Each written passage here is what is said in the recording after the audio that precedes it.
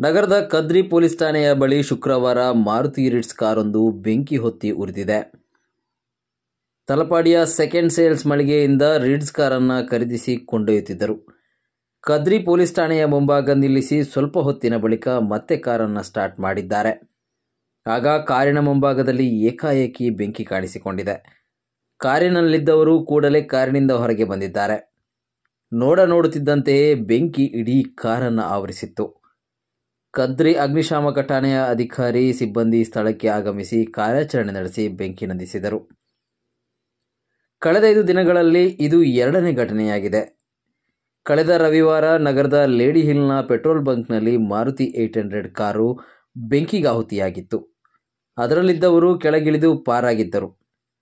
ಕಳೆದ ಸೆಪ್ಟೆಂಬರ್ ತಿಂಗಳಿನಲ್ಲಿ ರಾಷ್ಟ್ರೀಯ ಹೆದ್ದಾರಿ 66ರ ಸುರತ್ಕಲ್ NITK ಬಳಿ ಚಲಿಸುತ್ತಿದ್ದ BMW ಕಾರು ಬೆಂಕಿಗಾಹುತಿಯಾಗಿತ್ತು. ಆನಂತರ ಅಡ್ಯಾರ್ನಲ್ಲಿಯೂ BMW ಕಾರು ಬೆಂಕಿಗಾಹುತಿಯಾಗಿತ್ತು.